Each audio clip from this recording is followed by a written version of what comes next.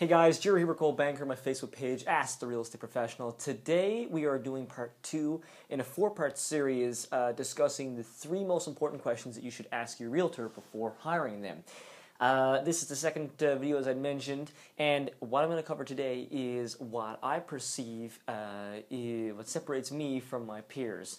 So just to review very quickly the 3 questions that you should ask your realtor. One is, how are you separated from your competition, or why should I hire you versus another realtor? The second question is, what would you list my home for and why? And the third question is, what is your commission, or what is your fee structure? And please explain to me the breakdown of that. So I'm going to go through all 3 of these things or the other 2 in the subsequent videos. But today I'm going to talk about what separates me from my competition. This is a really, really important question to be asking your realtors, guys. It's just like if you are, obviously, I've always explained it as being in an interview process. You want to really understand how that realtor sees themselves relative to their competition. Asking that question really gets a sense from you how confident they are with what separates them. What I am going to talk about today is really 4 components that you should be looking for, and what I see separates me from my competition. The first is preparation and due diligence. What I mean here is, how is that realtor coming to the conclusion of evaluating your property and presenting a list price? What is the list price they presented? How are they coming to that conclusion? What research have they done, and how are they actually presenting that number to you?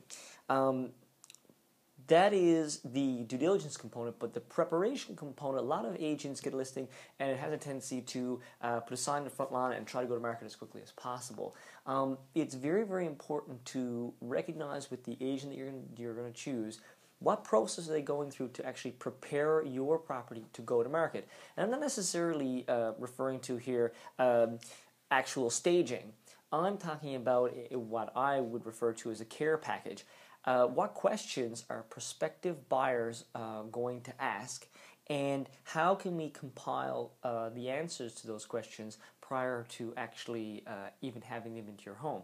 I'm talking about utility bills, property taxes, permits for any kind of chattels that you've added to the property, like fences or decks, and how can we put that into a package so that when we have potential buyers come in, we can eliminate their concerns. For example, like a property disclosure statement that outlines any issues you've had with the property or any items you've addressed and improved upon. So due diligence and preparation, very, very important components that I see separating myself from some of the other realtors. The second thing that you want to hear from your realtor, in my opinion, is how they're actually going to market your property. Now, they may actually discuss this in the commission portion of the conversation, but when it comes to marketing, you want to get a sense for not only how are they actually preparing presenting your home to the market. Do they target the marketing based upon the type of person that's going to look at your property, or is it more of a broad, mass sort of exposure thing? Are they primarily focused online? Is that where you want to be, or is that where your property should be? Print, postcards, open houses, agent open houses. How are they structuring the marketing they're going to do for your home, and does that fit what your expectations are? From my own personal standpoint, I look to, 1, provide the highest quality presentation that we can.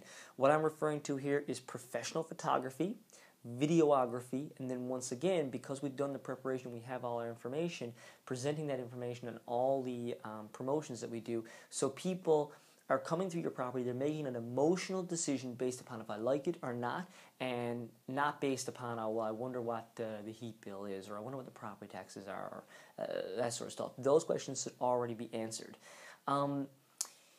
Moving on from marketing, I like to talk about negotiation. Negotiation is something that I think that every potential owner who is listing their home sort of assumes that their agent can do. And it's a huge part of the service or the value presentation that your realtor is presenting. And how they're going to negotiate on your behalf is really a huge part of it. You're going to have prospective buyers that are going to come in. They're going to be either potentially not represented or represented by other realtors. And how is your agent going to deal with potential issues with that person, or them wanting to make lowball offers, or if a low offer comes in, or if you get a call from an agent and they're telling you this property is not worth that much. This comes back to, I think, the preparation and understanding that the number that you've chosen has been based upon research and that you're very confident in that number. Your agent is then able to negotiate on your behalf, very confident that that number is correct. And also their negotiating style, or my negotiating style, what I think it should be, is one of reasoning and compromise.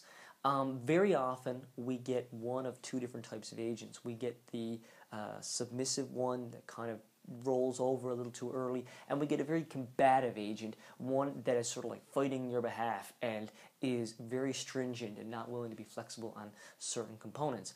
It's important to have reasoning with regard to being able to present the list price and the terms and conditions of your offer, or your counter offer in this particular case, or the items that are associated with your home, and be able to fight on your behalf, negotiate on your behalf, from a reasoning standpoint that can't be argued with.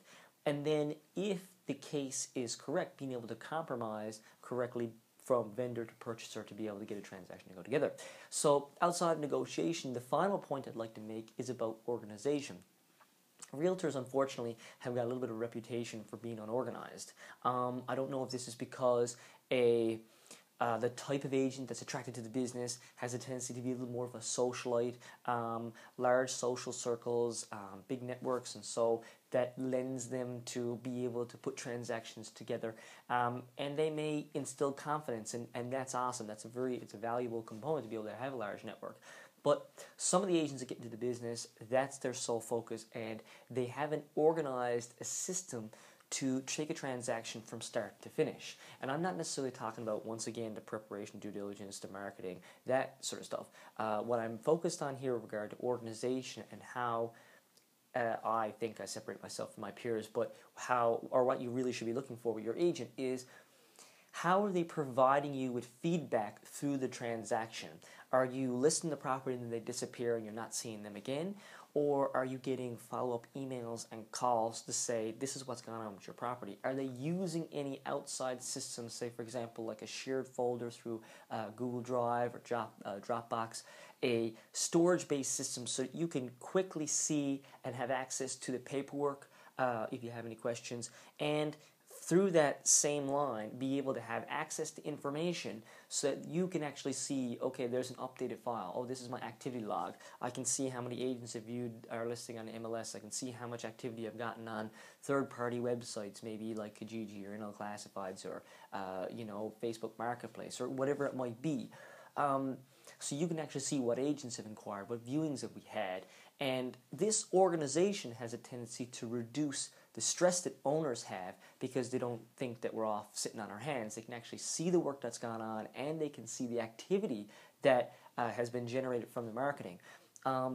The other side of that, continuing in the organization thread there, is once we actually have a transaction, how is that paperwork filed? How is it passed on to offices and to lawyers?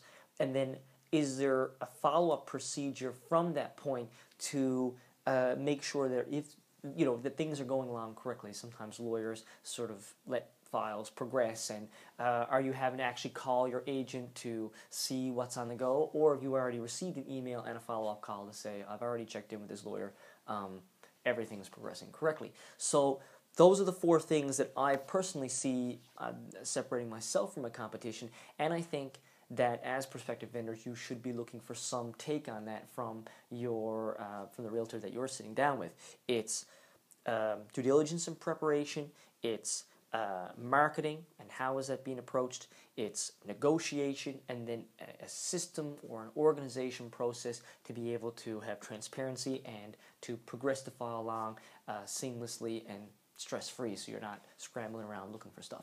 So yeah, that's question number one answered. How do you see yourself being separated from your peers or your competition in the business? I'm going to do another video on Wednesday, which will outline how we actually come to a list price and how we actually structure that to the person. So what is the list price that you're going to market your home at, and how do we actually come to that point? So thank you so much for watching, guys. Tune in for the next video. Cheers.